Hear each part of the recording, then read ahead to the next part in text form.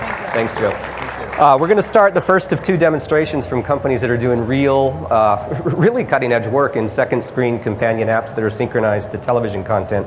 From Coincident, please welcome Charles Cho. Charles, come on up. He's here. I know he's here. Maybe he's not here. He has a really cool app, but I can't demonstrate it. Hey, man. Hello. Good to see you, Charles. Good to see you too. Thanks, Stuart. Look, I know you have some stuff to show and some toys to show off. Yeah, but, absolutely. Let's just chat for a second. Sure. I don't know if you heard much of that, but different companies at different levels of the ecosystem are trying to figure out how to play in this second screen environment. You guys have been looking at it for a while. Why don't you just kind of give us a sense of your strategic vision for what can be done in this arena? Absolutely. I think what we've found is that there's a lot of consumer apps out there for second screen experiences, and what we're offering is authoring capability so that any television show or programmer can author their own second screen companion applications without having to go through a consumer app such as like a GetGlue or Shazam or a brand name one that they can have their own white labeled experience. And so what we've done is created authoring tools that enables anybody to actually create these synchronized experiences via tablet or mobile applications, or even over the top. So your customers are television-produced networks and people who deliver content? Absolutely. So anyone who wants to put forth a second screen companion application to sync with their live broadcasts or television. It sounds hard. I got to tell you. I mean, it sounds like I've got to hire a creative team. I've got to think about things in new ways. Well, it can be hard, and that's part of the solution that we're trying to solve is, or the problem that we're trying to solve, and that is to make it easier to put forth these apps so that you don't have to have a team of developers and programmers to get these custom experiences. Let's flash up, if we can. There's a web URL. Is that correct? Yes, absolutely. That we want to. You can explain what's going on here and why we're going to sort of invite some in just a few participation. moments, I'm going to be demoing some of the tools that we have that enables authoring for these experiences. And what we really want to show off is how you can sync content to live programming as well. Because what we found is that a lot of sitcoms and television shows, when you know beforehand what the content is, it's a lot easier to sync the content for a comedy like Modern Family or a drama series. But for live programming, such as news events or news broadcasts, sporting events, reality television, it's hard to know at exactly what time you want to sync those contents to. So you want an operator or a producer to be able to say, hey, we want to update the app at this time and have more control on the fly. Real time. And what we're going to show, so if you have this link up here, this bit.ly, this NCTA/NCTA123, we made it very short so that everyone can follow along. We're actually going to be running an application, and we'll be updating it in real time so that everyone in the audience can follow along and actually interact with the app as we update it. Why wouldn't we do that? So do you need to launch it from there? Sure. Okay, I'll enjoy the show. Thanks. And to make you multitask, Charles, do you have customers now? Where are you at in the business progression with Coincident? I mean, So a lot of the customers that we work with and that have deployed Coincident experiences are mainly in the broadcasting industry. Okay. And there's some advanced technology. Okay, I'll leave you alone for a second while you set up. Sure.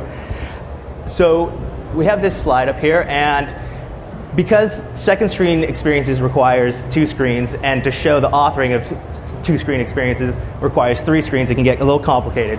So we have this slide, so there's going to be three screens to watch for. And we're going to have on the very top, there's going to be the television broadcast, and this is what you would have at home in the living room. In the bottom right will be the companion application, and that'll be running off a tablet or mobile device. And in the bottom left corner will be the operator console, and that'll be running the Coincident authoring software, and that's where you'll be seeing the updates that I'll be doing on the fly here, and I'm going to push those updates to the app so that it syncs with the broadcast on the top television screen. So I know that sounds complicated, but when we get to it, I'm sure it'll all make sense. The app that we're doing, it's a demo app that we just took a day to kind of develop, and it's going to be revolved around American Idol, which is a live program. And one last time, I'm just going to keep this link up here as I get into the authoring experience. So if anyone wants to take one last chance to get their tablet up, they can sync along, or you can follow along on the screen up here. So if I can get to the try screen, a little picture-in-picture.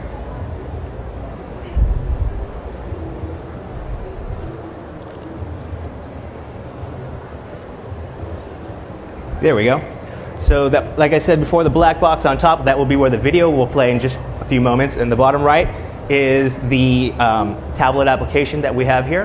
And the bottom left is the operator console. And I would just want to take a few moments here to show how easy it is to author these type of experiences. So I'm going to come, and we've put together an app. It's about 95% done, and we're just going to put the last finishing touches on this application. So I'm going to go ahead and add the host, which is Ryan Seacrest. So I'll go ahead and find this image for him. And you see, just like any other presentation or authoring tool, I can click and drag him and move him around. I could even make him larger if I wanted to, but we want to make him consistent. And we're just going to put him right up here so that he lines up with the rest of the judges. And now what I want to do is I want to get all these judges so that they're all in line with each other, which doesn't usually happen on the show, but we'll try to get it here. So I've selected all of them, and I can just line them up and move them to the left here. So we've made a very WYSIWYG interface, so it's easy to create these type of experiences. And this still doesn't look right, so I'm going to take one more step here to just make them evenly spaced out. So now we have the structure of the app here. And what I want to do, because this is a demonstration and not all of these are activated yet, I'm going to go ahead and program this Ryan Seacrest image and make it a button. So I've selected the image, and I can assign it so that it links to a web page. And so you see within the software itself, and this is the Coincident Create authoring software, it brings in a browser so that I can preview the web page that I want to connect to. So I'm going to go ahead and connect to the Ryan Seacrest IMDb web page. And I see that this is the page I want people to view when they click on that image. So on the bottom right here, I'll just select Set Web Point. And as easy as that, I've just activated that image so that on the companion application, I can now launch it to rich media. So if we go to the project file here, you notice if anyone's been following along, or if you see on the screen, it's been stuck on this stage that says, please wait. And what we're going to do is we're going to turn it on, and you notice that nothing's been updated on the app yet, but in the authoring tool, I'm able to stage the updates that I want to push. So when I'm ready to let viewers get in on the action, I can just select push here, and as soon as I do so, you notice how it updates on the companion application. Now, we're about to watch a short clip of American Idol where they're going to vote the final three, or save the final three contestants. And earlier in the broadcast, we already know that 2 of them were saved. So I'm going to get Angie and Candace, and these were the 2 contestants that were saved earlier in the program. And I'm going to go ahead and push this update so that it reflects on the app there. And you see, as soon as I pushed it on the operator console, it's updated across all the devices. Now, we're going to get into the video, so if we could play the video up top, what I'm going to do is Good luck. Let's get into it. I'm going to author and update this application on the fly so that the application will sync with the TV broadcast. Over 81 million votes have decided that the third person who is safe tonight is Cree Harrison.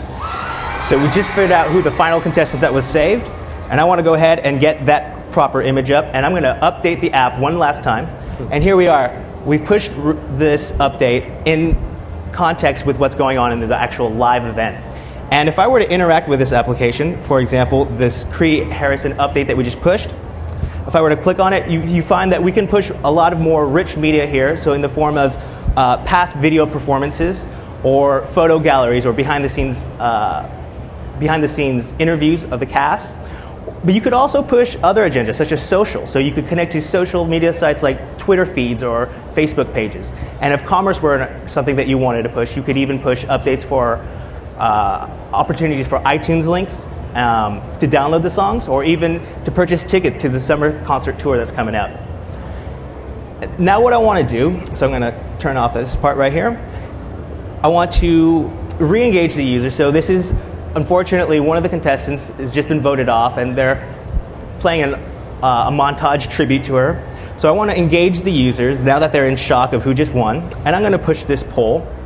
So now, while the poll is relevant to this particular performer, for Amber, I'm asking what her favorite performance was from the show, and we can go ahead and vote for any of these, and you can get the instant feedback here. And this is great for programmers to get feedback from their audience and their users to figure out how to program content that's relevant to people who are going with them. And now we've come to an advertisement, and what we also want to show is how you can create interactive advertising. Now what we found is that we've seen an 8x increase in lead generation when we've paired contextual commerce opportunities with the programming so that it's relevant to what's going on. So we have an AT&T ad here. If I wanted to figure out or learn more about either of these products, I can click on the iPhone, or if I want to learn more about the Samsung Galaxy S4, I can continuously do so. So it's a great way to find sponsorship opportunities and help subsidize the development costs of producing an app such as this. And lastly, we come to the end of the show, and because she's been voted off, I'm going to stage this thanks for tuning in to let people know that the operator sync portion of this application is going to end and that they can resume next week. And actually, one thing I did want to push before we get to the end of this that I meant to do earlier was the Ryan Seacrest image that we had created earlier and activated in the authoring portion. If I were to click on that, we can launch to the IMDb page, which we saw, and this is the one that we just authored in the experience earlier.